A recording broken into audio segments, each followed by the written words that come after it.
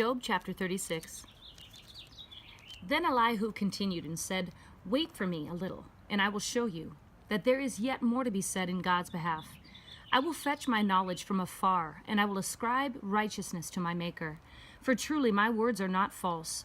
One who is perfect in knowledge is with you. Behold, God is mighty, but does not despise any. He is mighty in strength of understanding. He does not keep the wicked alive, but gives justice to the afflicted. He does not withdraw his eyes from the righteous. But with kings on the throne he has seated them forever, and they are exalted. And if they are bound in fetters, and are caught in the cords of affliction, then he declares to them their work and their transgressions, that they have magnified themselves. And he opens their ear to instruction, and commands that they return from evil. If they hear and serve him, they shall end their days in prosperity, and their years in pleasures. But if they do not hear, they shall perish by the sword, and they shall die without knowledge. But the godless in heart lay up anger. They do not cry for help when he binds them. They die in youth, and their life perishes among the cult prostitutes. He delivers the afflicted in their affliction, and opens their ear in time of oppression. Then indeed he enticed you from the mouth of distress. Instead of it, a broad place with no constraint. And that which was set on your table was full of fatness. But you were full of judgment on the wicked. Judgment and justice take hold of you. Beware, lest wrath entice you to scoffing, and do not let the greatness of the ransom turn you aside. Will your riches keep you from distress, or all the forces of your strength? Do not long for the night, when people vanish in their place. Be careful, do not turn to evil, for you have preferred this to affliction. Behold, God is exalted in his power. Who is a teacher like him? Who has appointed him his way, and who has said, "You have done wrong"? Remember that you should exalt his work, of which men have sung. All men have seen it, man beholds from afar. Behold, God is exalted, and we do not know him. The number of his years is unsearchable, for he draws up the drops of water. They distill rain from the mist, which the clouds pour down. They drip upon man abundantly. Can anyone understand the spreading of the clouds, the thundering of his pavilion? Behold, he spreads his lightning about him, and he covers the depths of the sea. For by these he judges peoples. He gives food in abundance. He covers his hands with the lightning, and commands it to strike the mark. Its noise declares his presence, the cattle also, concerning what is coming up. Job chapter 37. At this also my heart trembles and leaps from its place. Listen closely to the thunder of his voice and the rumbling that goes out from his mouth. Under the whole heaven he lets it loose, and his lightning to the ends of the earth. After it a voice roars. He thunders with his majestic voice, and he does not restrain the lightnings when his voice is heard. God thunders with his voice wondrously, doing great things which we cannot comprehend.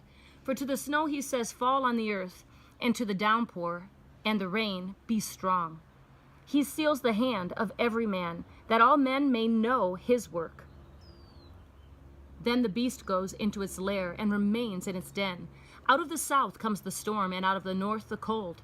From the breath of God ice is made, and the expanse of the waters is frozen. Also, with moisture he loads the thick cloud.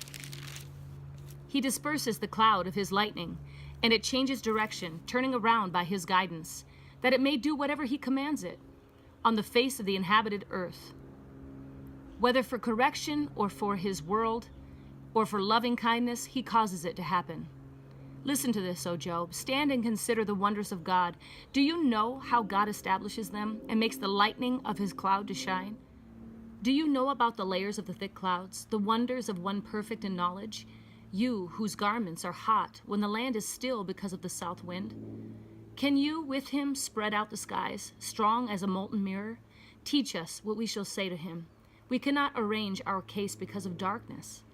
Shall it be told him that I would speak? Or should a man say that he would be swallowed up?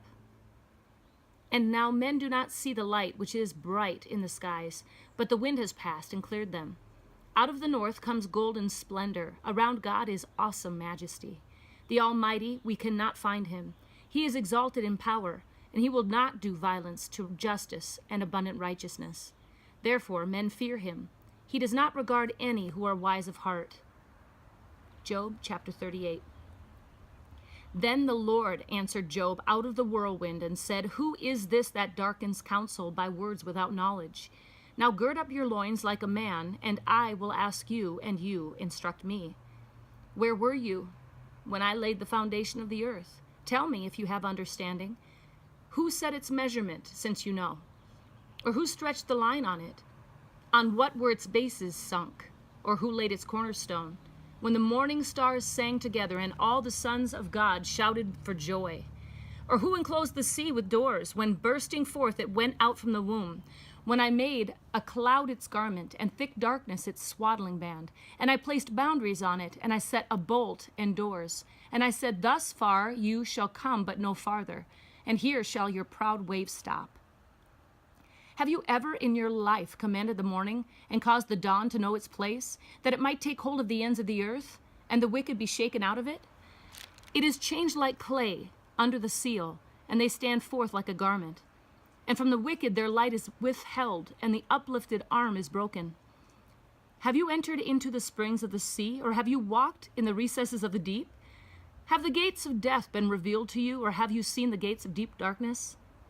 Have you understood the expanse of the earth? Tell me, if you know all this. Where is the way to the dwelling of light? And darkness, where is its place? That you may take it to its territory, and that you may discern the paths to its home? You know, for you were born then, and the number of your days is great. Have you entered the storehouses of the snow, or have you seen the storehouses of the hail, which I have reserved for the time of distress, for the day of war and battle? Where is the way that the light is divided, or the east wind scattered on the earth? Who has cleft a channel for the flood, or a way for the thunderbolt, to bring rain on a land without people, on a desert without a man on it, to satisfy the waste and desolate land, and to make the seeds of grass sprout? Has the rain a father? Or who has begotten the drops of dew? From whose womb has come the ice, and the frost of heaven? Who has given it birth? Water becomes hard like stone, and the surface of the deep is imprisoned. Can you bind the chains of Pleiades, or loose the cords of Orion? Can you lead forth a constellation in its season, and guide the bear with her satellites? Do you know the ordinances of the heavens, or fix their rule over the earth? Can you lift up your voice to the clouds so that the abundance of water may cover you? Can you send forth lightnings that they may go and say to you, Here we are? Who has put wisdom in the innermost being, or has given understanding to the mind? Who can count the clouds by wisdom, or tip the water jars of the heavens, when the dust hardens into a mass and the clods stick together?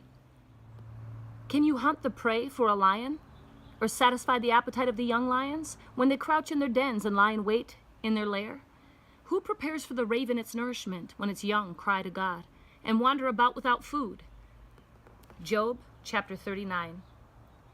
Do you know the time the mountain goats give birth? Do you observe the calving of the deer? Can you count the months they fulfill, or do you know the time they give birth? They kneel down, they bring forth their young, they get rid of their labor pains. Their offspring become strong, they grow up in the open field, they leave and do not return to them. Who sent out the wild donkey free? And who loosed the bonds of the swift donkey, to whom I gave the wilderness for a home and the salt land for its dwelling place? He scorns the tumult of the city. The shoutings of the driver he does not hear. He explores the mountains for his pasture, and he searches after every green thing. Will the wild ox consent to serve you? Or will he spend the night at your manger? Can you bind the wild ox in a furrow with ropes? Or will he harrow the valleys after you? Will you trust him because his strength is great, and leave your labor to him? Will you have faith in him that he will return your grain and gather it from your threshing floor? The ostrich's wings flap joyously with the pinion and plumage of love, for she abandons her eggs to the earth and warms them in the dust. And she forgets that a foot may crush them, or that a wild beast may trample them. She treats her young cruelly, as if they were not hers. Though her labor be in vain, she is unconcerned, because God has made her forget wisdom, and has not given her a share of understanding. When she lifts herself on high, she laughs at the horse and his rider. Do you give the horse his might? Do you clothe his neck with a mane? Do you make him leap like the locust? His majestic snorting is terrible. He paws in the valley and rejoices in his strength. He goes out to meet the weapons. He laughs at fear and is not dismayed, and he does not turn back from the sword. The quiver rattles against him, the flashing spear and javelin. With shaking and rage he races over the ground, and he does not stand still at the voice of a trumpet. As often as the trumpet sounds, he says, "Aha!" And he scents the battle from afar, and thunder of the captains, and the war cry. Is it by your understanding that the hawk soars, stretching his wings toward the south? Is it at your command that the eagle mounts up and makes his nest on high? On the cliff he dwells and lodges, upon the rocky crag, an inaccessible place. From there he spies out food. He sees it, his eyes see it from afar. His young ones also suck up blood, and where the slain are, there is he. Job chapter 40. Then the Lord said to Job, "Will the fault finder contend with the Almighty? Let him who reproves God answer it." Then Job answered the Lord and said, "Behold, I am insignificant. What can I reply to you? I lay my hand on my mouth. Once I have spoken, and I will not answer, even twice, and I will add no more." Then the Lord answered Job out of the storm and said, "Now gird up your loins like a man. I will ask you, and you instruct me. Will you really annul my judgment? Will you condemn me that you may be justified? Or do you have an arm like God, and can you thunder with a voice like his? Adorn yourself with eminence and dignity, and clothe yourself with honor and majesty. Pour out the overflowings of your anger, and look on everyone who is proud and make him low. Look on everyone who is proud and humble him, and tread down the wicked where they stand.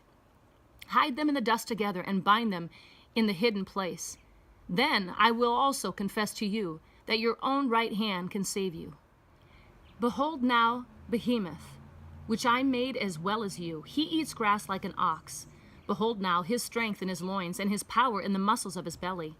He bends his tail like a cedar. The sinews of his thighs are knit together. His bones are tubes of bronze. His limbs are like bars of iron.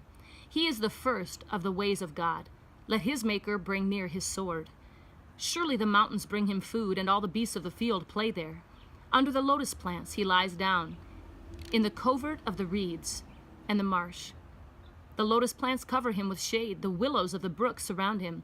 If a river rages, he is not alarmed. He is confident, though the Jordan rushes to his mouth. Can anyone capture him when he is on watch? With barbs, can anyone pierce his nose?